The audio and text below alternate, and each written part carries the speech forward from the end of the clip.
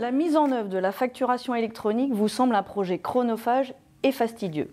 Cette vidéo est pour vous, car je vais vous parler d'un outil de gestion de projet, le SIRH. Le SIRH, l'outil pour piloter le projet de facturation électronique.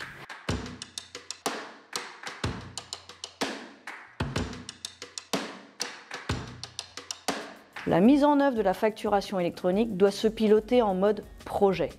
Il est donc nécessaire pour les cabinets d'anticiper, former, développer. Pour transformer cette obligation en opportunité de service, il est crucial d'avoir une organisation structurée et une gestion optimale des compétences et ressources humaines. Un SIRH est l'outil clé pour piloter cette transition en interne et pour l'accompagnement de vos clients. En effet, tout changement nécessite une structuration avec des outils adaptés. Sans cela, vous risquez de perdre du temps, et nous savons combien le temps est une donnée importante, et de générer des coûts supplémentaires. Une adaptation des compétences internes est essentielle pour garantir un service de qualité. Le SIRH, c'est un ensemble de logiciels et d'outils informatiques conçus pour centraliser, automatiser et faciliter la gestion des fonctions RH au sein d'une organisation. Il regroupe en un seul système toutes les informations et processus liés aux ressources humaines, permettant ainsi de gérer efficacement et de manière intégrée plusieurs aspects de la gestion RH. C'est à la fois un outil d'optimisation des process RH, mais également un outil d'aide à la stratégie. En effet, les données sont en temps réel et permettent d'effectuer des analyses d'aide au pilotage et à la prise de décision. Tableau de bord, indicateurs RH. C'est un outil qui va répondre à 3 objectifs. Planifier et suivre le projet, cartographier les compétences internes et automatiser et centraliser les process administratifs. Revenons sur chacun. Premièrement, planifier et suivre le projet. En effet, il permet de visualiser l'avancement du projet de manière centralisée. Identification des besoins RH et financiers, définir les objectifs principaux, notamment la gestion des compétences, la formation et le suivi des ressources impliquées dans le projet. Suivre les tâches et les délais.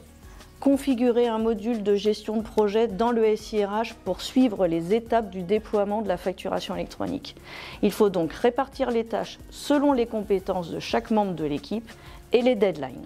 Planifier les ressources, anticiper les périodes d'intensité, mobiliser les bonnes ressources au bon moment. Suivre des KPI et des indicateurs de performance. Configurer des tableaux de bord pour surveiller l'avancement du projet, les retards éventuels, les coûts et la conformité. La gestion des ressources humaines. Suivre l'allocation des ressources, ajuster en fonction des besoins du projet et anticiper les besoins de renfort. Il faut également coordonner l'interservice, assurer la communication entre les équipes RH, IT et financières grâce à des workflows intégrés pour faciliter les échanges et valider les tâches. Deuxièmement, cartographier les compétences internes. Cela signifie quoi? Identifier et évaluer les compétences actuelles existantes. Il offre une vision claire des compétences disponibles dans le cabinet, mais aussi de celles qu'il reste à développer. Il faut aussi identifier les collaborateurs pilotes qui maîtrisent déjà des outils numériques ou des connaissances en gestion de flux qui pourront servir de relais en interne. Mettre en place un plan de développement de compétences.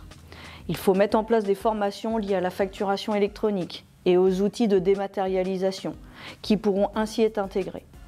Adapter le développement de nouvelles missions. En utilisant la cartographie des compétences, il devient possible d'anticiper et de former l'équipe pour des missions complémentaires, comme par exemple l'assistance dans la mise en place de la facturation électronique, qui garantit aux clients une mise en œuvre correcte et sécurisée. Le conseil en optimisation de processus, former les équipes à analyser et améliorer les workflows de facturation pour les clients.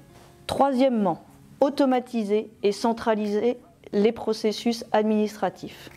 Cela signifie quoi? La réduction de la charge administrative, automatiser certaines charges de gestion des talents et des formations libère du temps pour se concentrer sur les nouveaux services.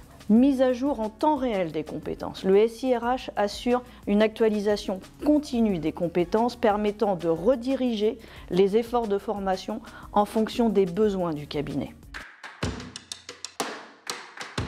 Mettre en place un SIRH efficient au bénéfice d'un projet tel que la facturation électronique entraîne nécessairement une amélioration de productivité. Optimiser la répartition des tâches en fonction des compétences permet de gagner en efficacité.